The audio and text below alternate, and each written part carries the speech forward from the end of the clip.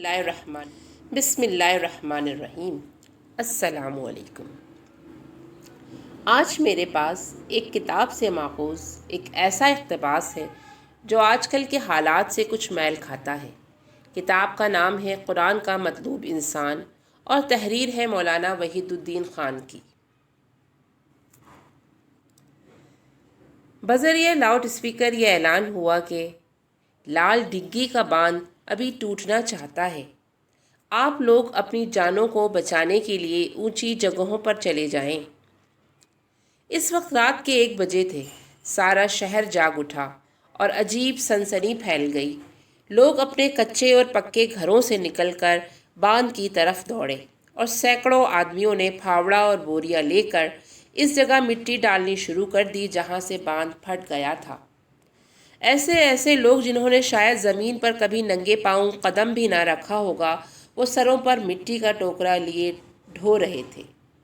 درجنوں پیٹرومیکس کی روشنی میں ساری رات کام ہوا اور دوسرے دن دوپہر تک کام ہوتا رہا۔ بالآخر انجینئر نے کہہ دیا کہ اب باندھ قابو سے باہر جا چکا ہے۔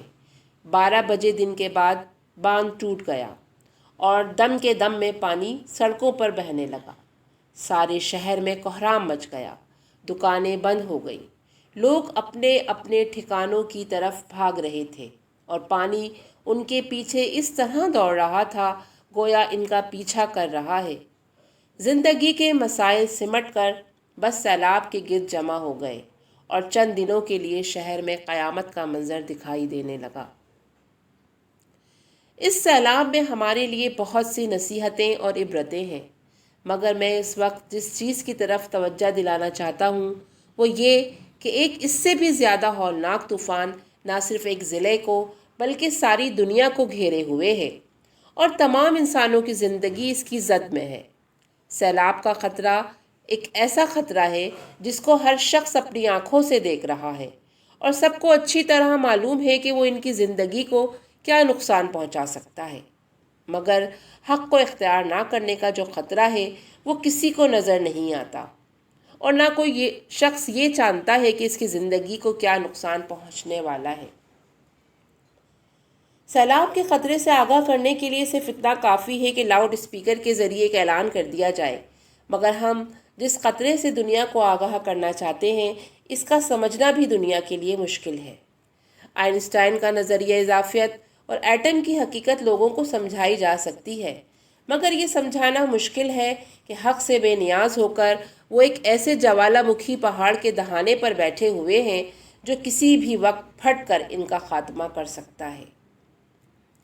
ہمارا کام محض اس طرح نہیں ہو سکتا کہ اپنے پیغام کو کسی نہ کسی طرح لوگوں کے کان میں ڈال دیں، بلکہ ہمیں اس کو مدلل بنا کر ان کے سامنے رکھنا ہوگا اور اس کے لیے لمبی مدت تک زبردست جدوجہد کرنی ہوگی۔ ایک ایسی چیز جو وقت کے پیمانوں کے لحاظ سے سب سے زیادہ بے وزن ہے، اس کو اس انداز میں پیش کرنا ہوگا کہ وہ دوسری تمام چیزوں کے مقابلے میں سب سے زیادہ باوزن نظر آنے لگے، یہاں تک کہ لوگ اس پر سوچنے کے لیے مجبور ہو جائیں اور اپنی آنکھوں سے دیکھنے لگیں کہ اس ایک راستے کے سوا تمام راستے بالکل غلط اور تباہی کی طرف لے جانے والے ہیں۔ اس کے لیے ہمیں اپنے دماغ اور اپنے جسم کی ساری قوتیں صرف کرنی ہوں گی، اپنے اوقات اور اپنی کمائیوں کا سب سے بڑا حصہ اس مقصد عظیم کی نظر کرنا ہوگا، اور یہ سب کچھ کسی ایک رات اور کسی ایک دن کے لیے نہیں بلکہ سالہ سال کے لیے اور ساری عمر کے لیے کرنا ہوگا۔ ہمیں اس مقصد کے لیے قربان ہو جانا پڑے گا اور اپنی زندگیوں کو اس راہ میں کھپا دینا ہوگا، جب ہی یہ ممکن ہے کہ لوگ ہمارے پیغام سے واقف ہوں اور آنے والے خطرے سے آگاہ ہو کر اس سے بچنے کا سامان کر سکیں۔ پھر کون ہے جو حق کے لیے قربان ہوتا ہے؟ کون ہے جو دنیا کو تباہی سے بچانے کے لیے جان کی بازی لگا سکتا ہے؟ کون ہے جو اس کو چھوڑ سکتا ہے جو کہ اس کی نظروں کے سامنے ہے تاکہ وہ اس کو پا سکے جو اس کی نظروں سے اوجھل ہے؟ خوش نصیب ہیں وہ لوگ جو اس کا حوصلہ کر سکے، کیونکہ وہی انسانیت کا اصل جوہر ہے اور وہی ہے جو زندگی کی اصل کامیابی کے حقدار ہوں گے۔